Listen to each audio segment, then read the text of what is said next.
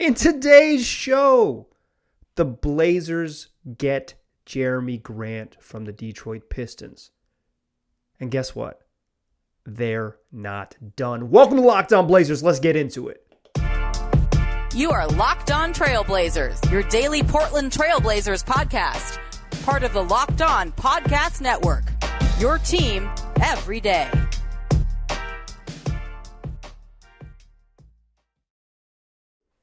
What up, world? It's your past first point guard and Trailblazers reporter, Mike Richmond. You are listening to another episode of Locked On Blazers, part of the Locked On Podcast Network, available wherever you get podcasts and also on YouTube. Thanks for making this show your first listen every single day. Free on all platforms, 5 days a week, coming at you every single weekday. Start your day with Locked On Blazers. Make it your first listen. Tell your friends to do the same. Today's show is the one you have been waiting for. The Blazers did it. They did it. They did it. They traded for Jerami Grant. And guess what? They won. The package was light enough that you can call this an outright Blazers victory. I'll stop short of calling it a theft. I'll stop short of calling it fleecing. But if you want to use those words, dear listener, that's fine with me, because boy howdy, golly gee, feels like a fleecing. Feels a little bit like a theft. Here are the details of the deal as reported by Adrian Wojnarowski of ESPN. The Trailblazers get Jerami Grant and the 46th pick in the 2022 NBA draft. And for their troubles, they send out the 2025 first from owed to them by the Milwaukee Bucks. That is in their possession. The Milwaukee Bucks 2025 first. The 36th pick in the 22 NBA draft. A 2025 second rounder that originally belonged to Detroit that the Blazers got in a prior trade, now sending back to Detroit. And the better of 2026 second rounders, either the Portland zone or the Pelicans, whichever is more favorable. So if you're scoring at home, that's 3 second-round picks and a first-round pick in 2025 for Jerami Grant and a second this year.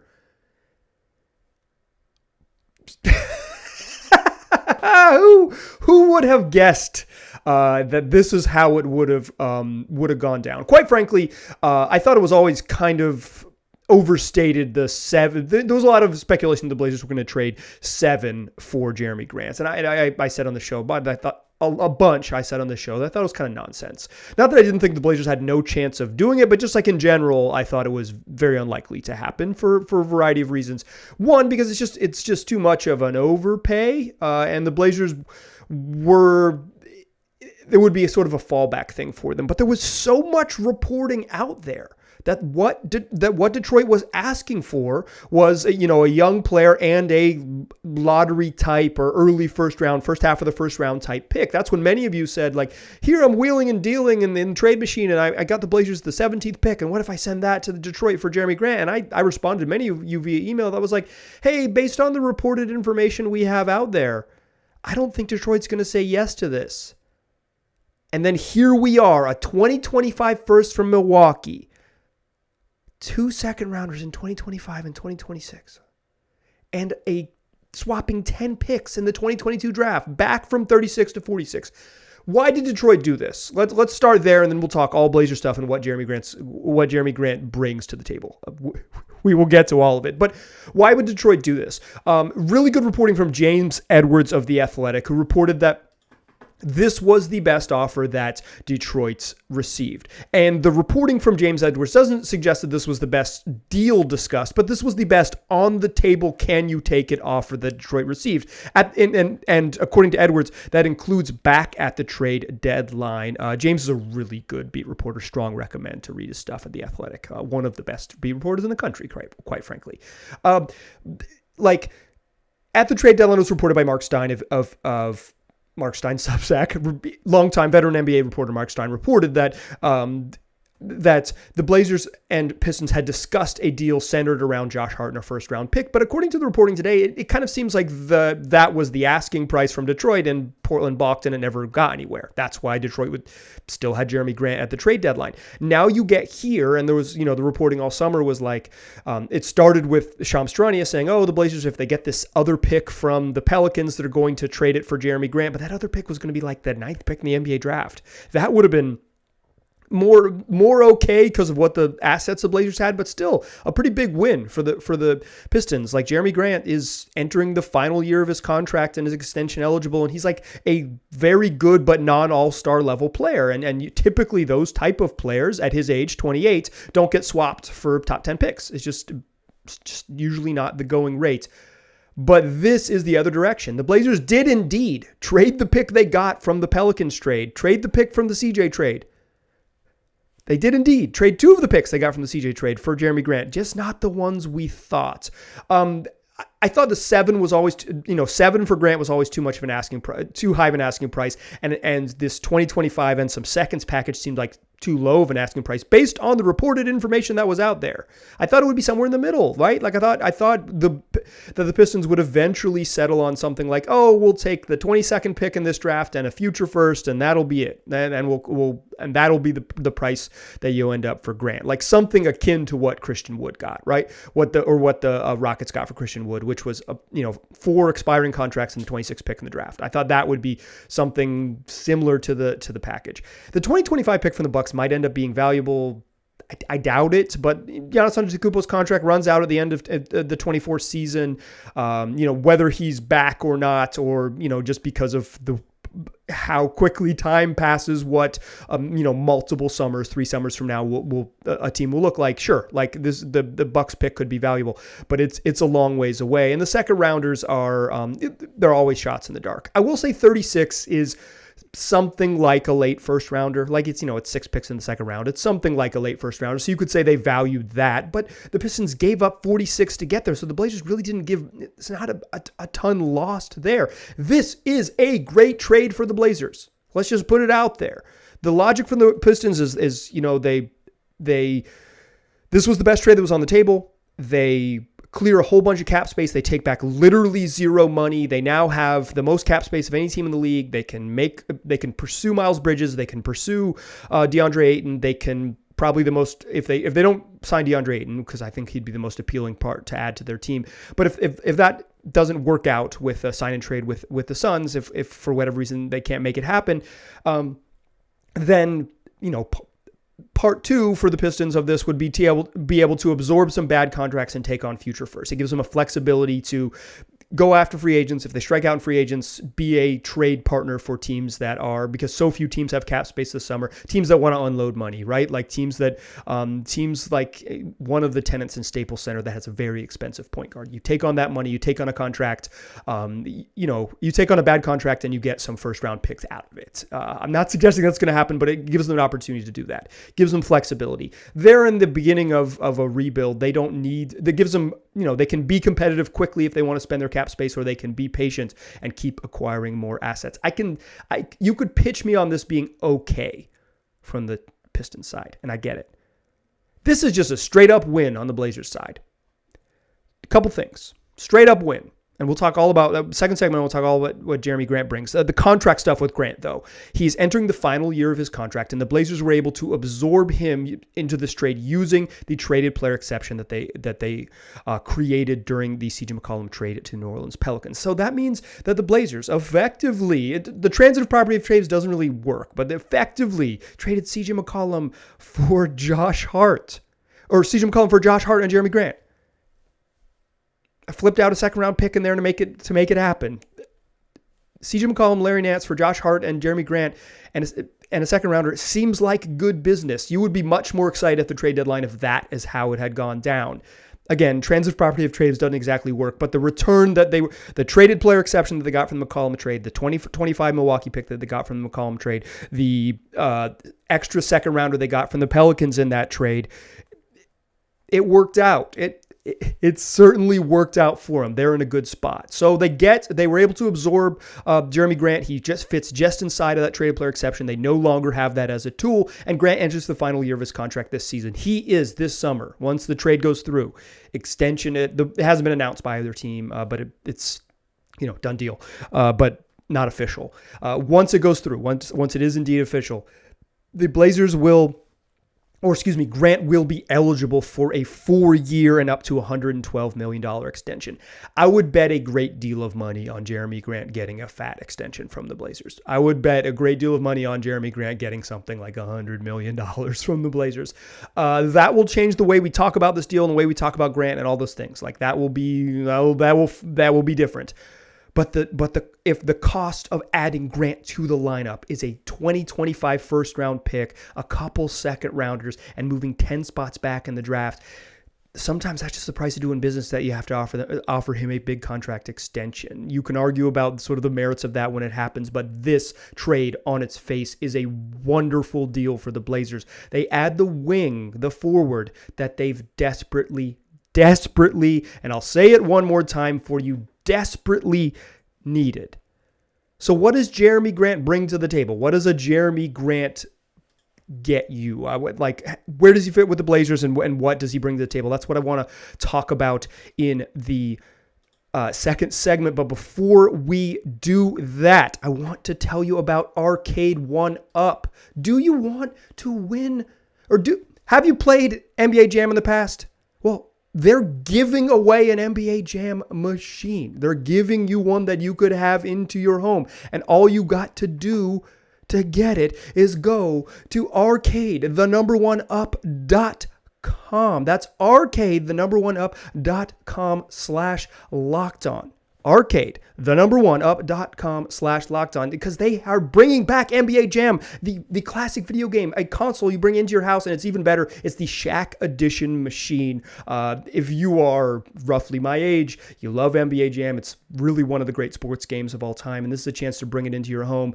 Go to the website, one more time for you, arcade1up.com/lockedon. You've got until July 8th to enter to win an NBA Jam Edition console. Go do it. How fun is that? All right. What does Jerami Grant bring to the table? The Blazers win this trade because of the cost for getting Jerami Grant was much lower than had been previously reported. I thought it was going to be in the middle. I didn't think it was going to be this far to the end. This is just a wonderful deal for the Trailblazers. So what does Jerami Grant bring? He's the defender they've been looking for. This is my Obi-Wan Kenobi hand. This is indeed the defender they've been looking for. In some ways they tried this with Robert Covington, right? Good defensive player and a forward who can play, a little bit of 3, a little bit of 5, but is really a 4. And I think that's what Grant is. But Covington was this team defender, right? He wasn't the one-on-one point of attack ace. Grant is that at his peak, when for my money, not his peak production, but the best version of Jerami Grant was on that Nuggets team that made the Western Conference Finals when he guarded Donovan Mitchell, Kawhi Leonard, and LeBron James in successive playoff series. They put him on the best player on the court, and he was guarding apex wings like Kawhi Leonard and LeBron James. If nothing else, the Blazers have been searching for the answer when they play against those apex wings, when they play against the Kevin Durant's of the world, the LeBron James, the Kawhi Leonards, the Paul Georges, all those things. Like, who guards him? Oh, well, we've got a bunch of bad options. The answer, even if Jerami Grant isn't a perfect answer, even if it's not an all-world defender, he's the answer now. Grant is a wonderful point of attack defender. He's not like all defense type of guy, but he's really good as the guy you put on the ball. He's probably worse as an off-ball helper type, although he's got some weak side skills because of his length and defensive anticipation, but you can put him on the ball and he can shut folks down. He's a good isolation defender, something the Blazers have desperately needed. For my money, that role that he played in Denver was the role that you hope he plays in Portland, where he was the third and sometimes fourth option on offense. Really the third, unless Michael Porter got going. But it was like he was behind in the pecking order. A ton of Jamal Murray and Jokic two-man game, and then it was Grant's filling in the gaps beyond there. That is for me. That's what you want from Grant. You want him to be that. You want it to be Dame running pick and rolls with Nurk. You want some ant attacks and running pick and rolls with Grant, and you want Grant to be your third guy on offense.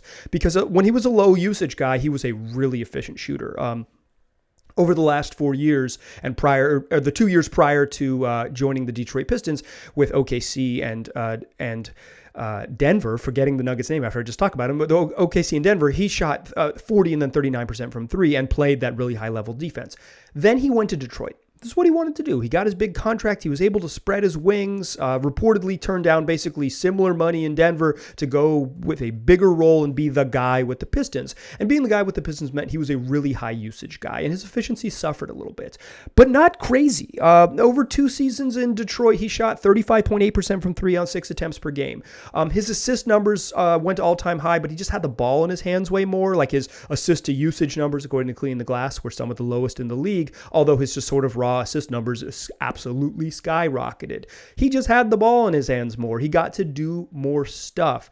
He's been a better above the break 3-point shooter than a corner 3-point shooter, so I think just parking him in the corner while he'd be darn good at it, giving him a little bit of creation opportunities is totally fine. He's shown he can do more on the ball with Detroit than he had previously with in his prior stops, where he was a role player and a low usage role player at that. He got to spread his wings, got to show what he could be. And in his first year in Detroit, he averaged 22 points per game, 4.6 boards, and just shy of 3 assists. And then last season, which included him at the end of last year, took a step back. Was more of a complementary tertiary role behind Cade Cunningham, behind Saddiq Bey.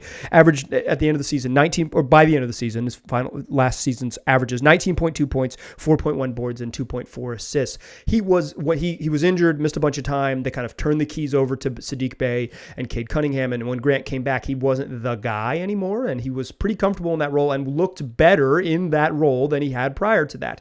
That is what you're hoping for the Blazers, because at the best version of Jerami Grant is exactly what they've needed. A dude who can guard in space, guard at the point of attack, take on those positions, has length at 6'9", is, in his physical prime at 28 years old, can shoot it from 3, slightly below average 3-point shooter the last 2 years, but over the last 4 seasons, 37.1%, including his two seasons in Detroit. So that's right at league average, or actually last year a shade above league average, because the empty arena seasons really pushed up that league average from 3. But it's like he's a slightly above average shooter and above average defender at a desperate position of need. What position does he play? I don't really think it matters. I think he's more 4 than 3, and I think he can play a little bit of small ball 5 if you have the right guys around him. And it's like a team that you can go small against. You're not going to do it against Embiid and Jokic or whatever, but he can play that position.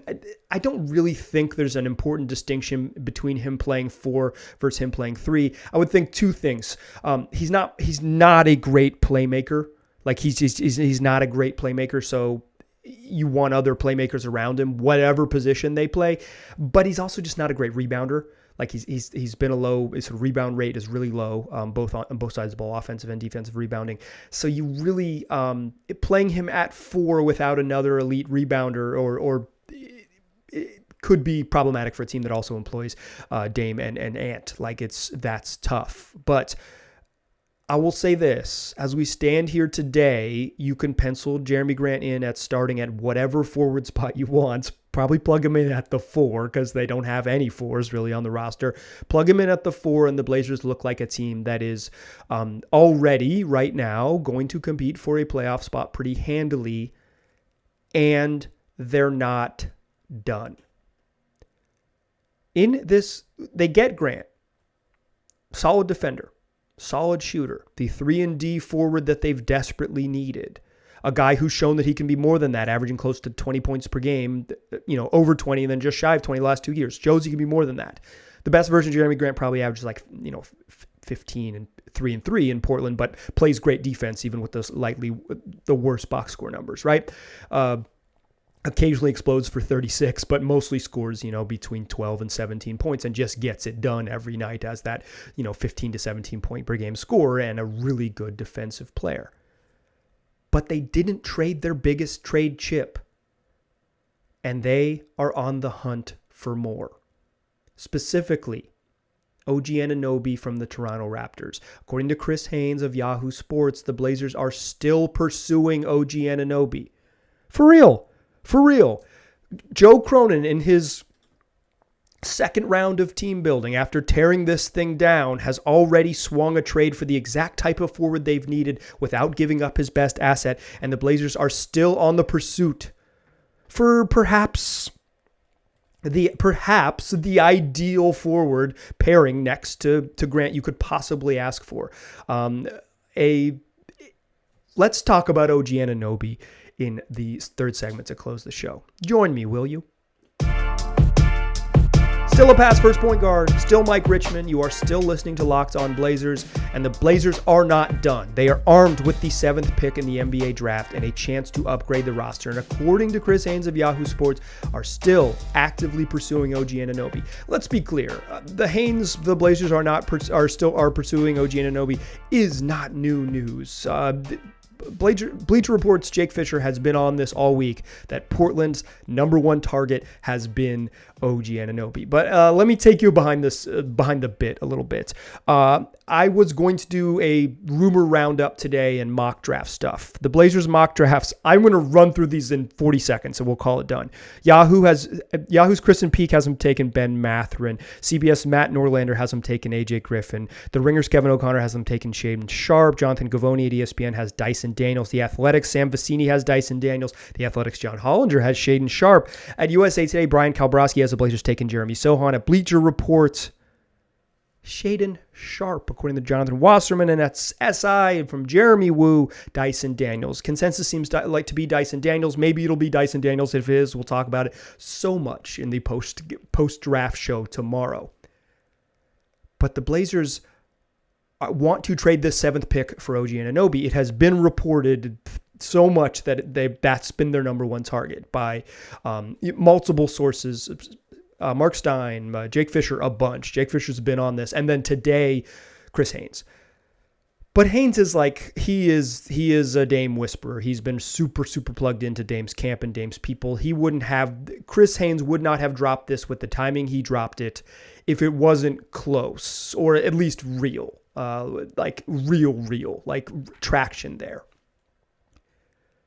Wow, would that be a heck of an offseason? OG and Jerami Grant armed with what, quite frankly, was a disappointing haul following the CJ McCollum trade. A worthwhile risk that didn't work out until it did, and they traded that exact haul for Jerami Grant. Whoo boy. How would they get OG Anunoby? It's a little bit trickier now that they've used the traded player exception on Jerami Grant. Grant will be absorbed into that traded player exception, and you can't really structure the trade in any other way because the value to the Pistons is the getting the money, right? Getting the cap space. So that TPE is gone. That was going to be their path to absorb OG Anunoby. Now they've got to make the salary work. So the basis of a trade would be Hart and number 7 for OG. And then there are 2 players that are reasonable asks for the Raptors that would get it done. Either Justice Winslow or Nazir Little. You better believe the Raptors are going to ask for Hart, Nazir Little, and 7. And you better believe that the Blazers are going to push back and say, no. OG Anunoby wants out. You know what happens. 7 is a great pick. You have a chance to get Dyson Daniels. He's a classic Raptor, a big, long, funky wing who can't shoot and is a really good defender. There could not be a more Raptors player in that top 7 than him. Maybe Chet, but I think it's really Dyson Daniels is like the perfect Raptor in some ways for what they want to do. Bobby Webster said, the Raptors GM said this week that you know what we're doing here, versatility, defense, and if they can make a shot, great. That is the Dyson Daniels scouting report. Versatility, defense, and if he can make a shot, great. So the package of Dyson Daniels, Josh Hart, and Winslow or Hart, obviously, or Winslow or Nazir Little. Obviously, Nazir Little is a way more valuable piece. Entering the final year of his contract, but he's just straight up has just a lot more upside than Justice Winslow. Although Justice Winslow does sort of, in some ways, fit defense, versatility, and if he can make a shot, great. But I would argue Nazir Little also fits that. So it would have to be players. You would have to get the salary to match it. But it's real. The Blazers are going to pursue this. This is a real thing that is going to happen. This would be the most impressive offseason I think this is my 9th season doing Blazers stuff, full-time, part-time, time. Ninth season doing this. This would be the best offseason they've ever had in my close to a decade doing this. This would be one of the great off seasons that the team's ever had, period, just in terms of talent acquisition. You could argue the summer they drafted Dame and the Brandon Roy LaMarcus Aldridge summer have been really good, and the retooling summer that added Scottie Pippen, they've had some, the last 20 years they've had some nice summers to make it happen. But they typically haven't been a player like this. This would be, two young guys who are, not all-stars, to be clear, not all-stars, but, positions of need, valuable players, the exact type of player that seems to be highly coveted around the league. And if they could pull it off, it would be really, really, really something. I think just reading the tea leaves here, the Blazers have obviously been openly pursuing OG Anunoby, and I think there's some resistance from the Toronto side, and I even heard Jonathan Givony and Zach Lowe talking about the podcast, that it's like they don't really understand the push from Toronto. Why would they make that trade for the rumored package of what the Blazers have to offer, just because OG Anunoby is more valuable than whoever they're going to get the 7th pick over the next 4, 5, 6 seasons. I believe Zach Lowe was emphatic that the next 6 seasons from age 24 to 30 of OG Anunoby are just wildly more valuable than 7, and I would probably agree with him, which is why I've been really skeptical of that trade going down. I was also pretty skeptical of the Blazers getting Jerami Grant, and look at what my skepticism has wrought. Jerami Grant back in Portland. Back because he's Harvey Grant's son. He was born here, but that's neither here nor there. But if the OG thing is real, it has legs. I don't know that it'll get done, but it's real. It's just reading the tea leaves based on all of the reporting that folks like Stein and Fisher have done, and the sort of timing of the report from Haynes. There is juice there. It could happen. I would say. I don't know. I would say it's a little less than a coin flip, like 40-60 for OG, but real. A 40% chance of acquiring OG Anunoby is incredibly high, and it's real. And this would be just a fantastic victory for the Blazers. Sure, they wouldn't end up with a cost-controlled asset and a first-round pick, but if that's what it would take to get it done, even if they have to give away 46 and some other future stuff, not as long as it's not multiple firsts, because they don't really have multiple firsts to give away, because they owe it to the Chicago Bulls. This would put the Blazers in, I don't think, championship contention. I think that's a little too far away, but one of the good teams in the West. They would immediately, although they would give up some depth, and they'd have to figure out how to make the depth happen with their mid-level exception over the summer and adding some veteran guys. They would have a starting 5 that makes a ton of sense, is good on both ends of the floor, and can grow together over several seasons. This would be the ideal starting group, and have a 5-man. The last time the Blazers had a 5-man group that made that much sense, they just kind of tried to figure out spots 6 through 8, and they won 54 games with that, Wesley Matthews, Nicholas Batum, Dame, LaMarcus, Robin Lopez core. They didn't have great depth. They tried to figure it out with Steve Blake and Chris Kaman, but get 5 guys that really make sense together. Keep whatever of Winslow and Little that you get to keep. Add someone with the 46th pick. Add someone with mid-level exception. And now you're in an appealing spot because there's A, playing time, and B, a really good roster around them. You have much more leverage than you did before.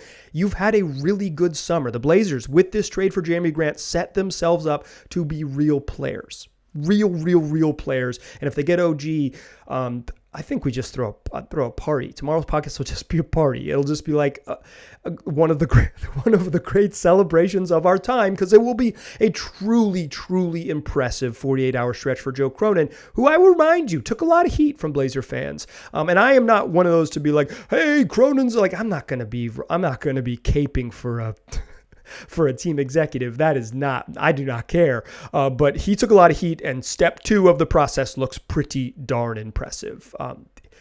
Good beginning of the second act of Cronin, and armed with a chance to do more because he just didn't give up that much stuff for Jerami Grant. I want to share this anecdote because those of you who've listened this deep in the podcast deserve this story.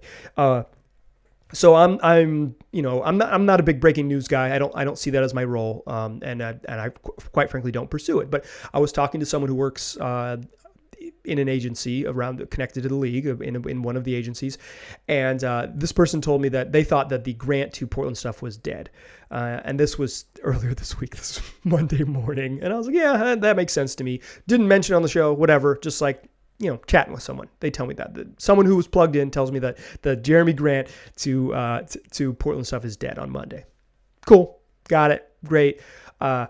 Then the Jerami Grant trade goes down, and I hear from someone else, totally disconnected other person. They say that the Blazers have been working on this Jerami Grant trade for over a week, and it's kind of been happening. Like the momentum has picked up over the last week. So it was a real reminder to pencil down which sources nail it and which sources don't, because I was told pretty plainly on Monday that it was dead. And then on Wednesday morning it happened. And I heard from someone else, oh no, this has been in the works. Like this has been getting closer and closer after the last week. It's a reminder of how funny this business is, and probably one of the reasons that I am not in the sort of breaking news game, because I would have been wrong Monday, and then right after the fact, and being right after the fact, right, quote unquote, I would have learned after the fact what actually was happening, and that's not going to do me any good. But I wanted to share that story with you, dear listeners who made it to this deep in the podcast, because it was pretty funny to me how that one went down. How about it? It's draft day. The Blazers still have 7.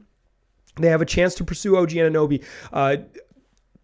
Make sure you are subscribed to the Locked On NBA YouTube channel. We will have a ton of shows, live content, all of our draft analysts, all of the hosts from around the country, around the continent will be coming in with a reaction to picks. Very few places on earth can give you this type of local connection. I really don't think anywhere else can do it like Locked On does. So make sure you're subscribed to the Locked On NBA channel, because that's going to be a ton of fun. And then make sure you're subscribed to the YouTube channel and to the podcast, because right after stuff goes down on draft night, or if the trade goes down before that and the Blazers aren't in the draft, we will have a show for you. I will have a show for you. So make sure you tune into that one. Tell your friends to do the same. Make it your first listen every day. It's draft day. It's one of the most fun days of the year, and the Blazers are armed to make this team a whole lot better. A great day for Portland, and a chance to make another one, a chance to have another one on Thursday. How about it?